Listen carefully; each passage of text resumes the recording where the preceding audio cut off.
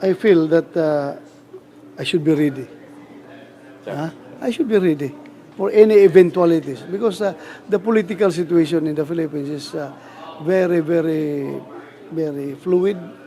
So I have to be ready. Ready na po kayo? You're ready? Huh? Ready Ready. po kayo? For any eventuality? Ready. When I say ready, ready to fire, ready to speak, ready to sing, ready to dance, ready lang. Kung anong gawin natin, ready. Ha? Not to escape, ready to evade, Ready to face? ready to fight.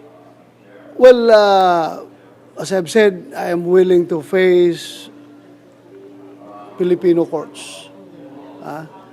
I'm willing to be tried by a Filipino court.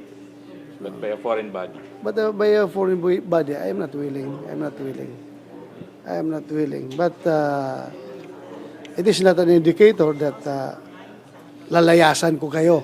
Baka sabihin niyo, sisibat na si Bato, hindi ako lalayas. Harapin ko yan. Pag sinabi ng ating gobyerno, sinabi ng ating korte, Bato, harapin mo yan, dito ka sa amin humarap, then haharap ko. Wala. Harapin ko yan. Walang problema. Walang wheelchair, walang neck brace, wala lang. Sila pakakargahin ko kung gusto nila. Sila pakakargahin ko. Well, the president is the chief architect of foreign relations, foreign policy. So it is under his discretion, within his discretion to do that. He can do that. Are you surprised na this seems to be backpedaling from his original position na is adamant against the investigation of IC? Although sinabi niya kanina, sabi niya dapat yung issue ng jurisdiction, dapat yun masagot. Kasi for him, dapat hindi nakikialam yung foreign entities dun sa investigation and prosecution ng mga kaso dito sa Pilipinas. That should be the case. I agree with him pag sinabi niya yan. Pero hindi ko lang narinig yung kanyang statement. Busy kami dito. I agree with him na dapat hindi sila makialam dito sa atin. Pero so this time, parang nandun yung hint ng presidente na he would like to be clarified na hindi na ganun ka-direct yung kung baga nung last year talagang dito yung jurisdiction. Parang bigyan naman siya dito. Ngayon, parang let's look at it. Let's examine.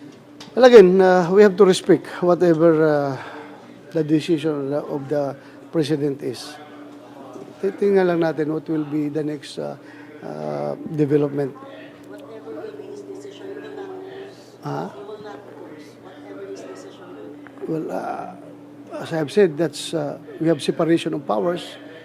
Iba yung power ng Congress, iba yung power ng executive branch of government. And that remains under the purview of the executive branch of government. Precisely, the chief of state as the head of state as far as formulating foreign policy is concerned. Pero So do you- concern, Huh? the seeming backpedaling of the president, this is a concern about the ICC. I don't know. or do you see can that say. do you see it as backpedaling or changing of position on this particular matter? Well, if the president says categorically that he is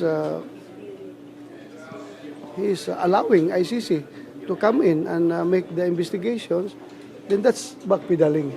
But when he says just studying, maybe there are a lot of possibilities. Sir, do you When he says study, pag-aaralan. Sir, do you think may political reasons kung bakit may parang nagbago or naging soften yung stance ni President Marcos? I don't know. You better ask him. Sir, Because surprised po sa sudden change po ng stance ni President Bongbong Marcos?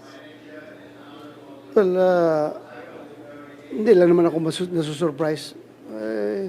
Everybody na nakarinig sa kanyang statement ay talagang masusurprise. Kung pabalikin papapasukin. Pero kung study nga lang, it does not cause alarm to us.